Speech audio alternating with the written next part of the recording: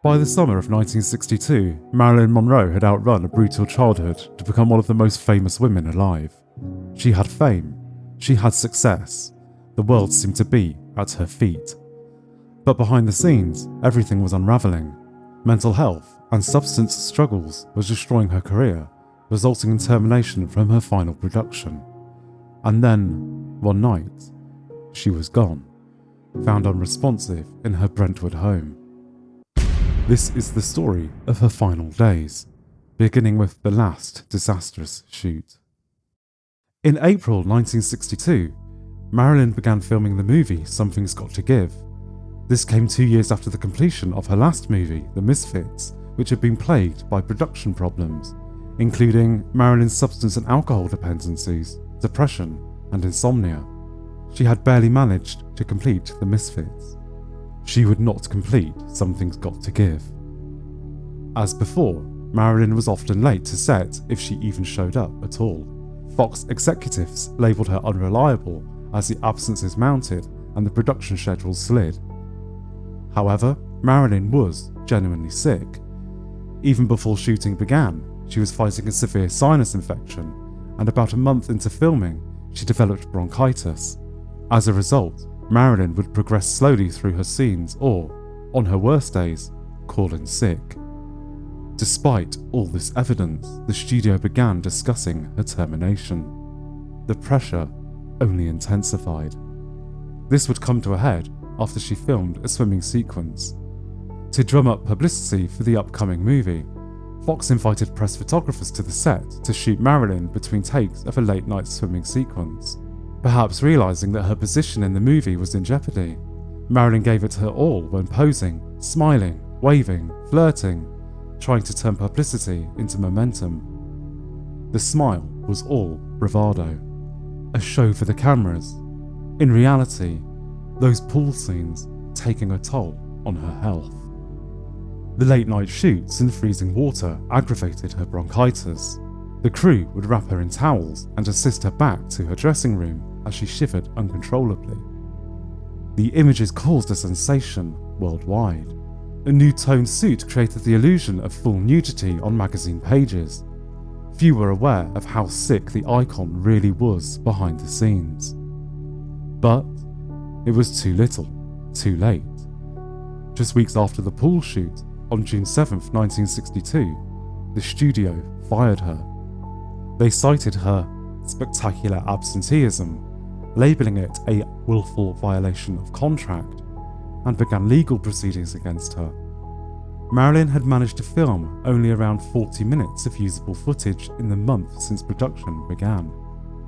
She sent director George Cukor a short note. "Dear George, please forgive me. It was not my doing. I had so looked forward to working with you." After being fired from Something's Got to Give, Marilyn found herself the subject of increased press intrusion. She immediately resolved to tell her side of the story. In July 1962, she sat down for an interview with Life magazine. In the interview, she rejected the studio's claim that she lacked discipline and her poor timekeeping was as a result of arrogance.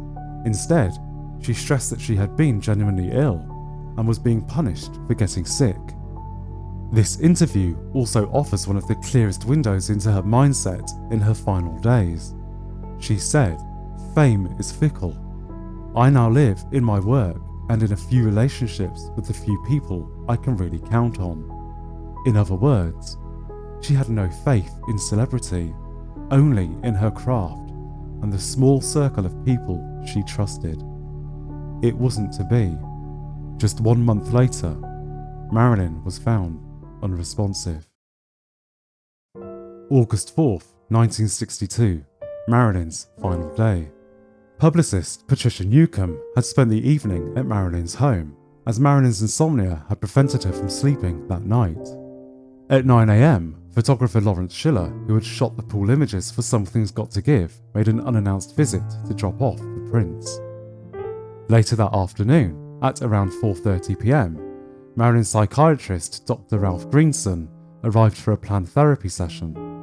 In the final weeks of her life, He'd been at her home on an almost daily basis to deliver psychoanalytic treatment to Marilyn, often working with her for hours at a time, 5 to 6 times a week, such was her fragile state.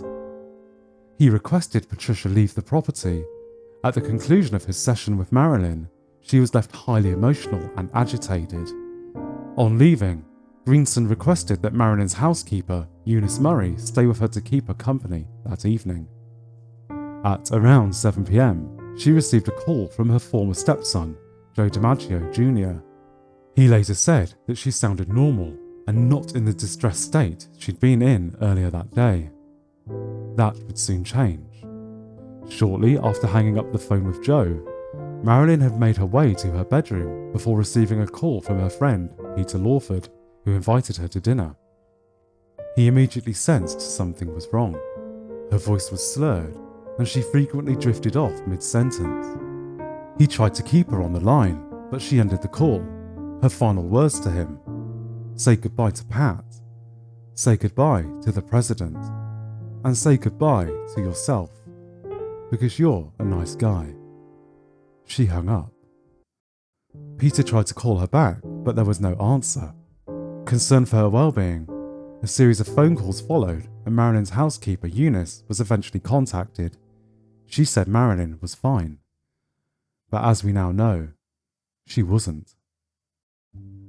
At around 3 a.m, Eunice noticed light coming from under Marilyn's bedroom door and tried to enter, but it was locked. She called out through the door, but there was no response. Concerned, she contacted Dr. Greenson for advice. He told her to go outside and look through the bedroom window. There she saw Marilyn lying face down on the bed, her phone in her hand. Greenson immediately made his way to Marilyn's home. He broke the bedroom window and entered the room. On the bedside table were multiple prescription pill bottles. He took the phone from Marilyn's hand, turned to Eunice and said, "I think she's dead." By 3:50 a.m, Marilyn's personal physician had arrived. He confirmed the news they had all been dreading. Marilyn Monroe was pronounced dead. Police were called around 30 minutes later at around 4:20 a.m, a delay that has since fueled many conspiracy theories surrounding her death. The autopsy determined the cause of death was acute barbiturate poisoning and ruled it a probable suicide. Marilyn's funeral, held 3 days later on June 8, 1962, at Westwood Village Memorial Park Cemetery, was arranged by her second husband, Joe DiMaggio. He barred most of Hollywood, keeping attendance to a small circle of family and friends, both to preserve privacy and also because he believed fame had ultimately destroyed her. For 2 decades, Joe arranged for fresh red roses to be sent to her crypt several times a week. He never forgot Marilyn, and neither did we.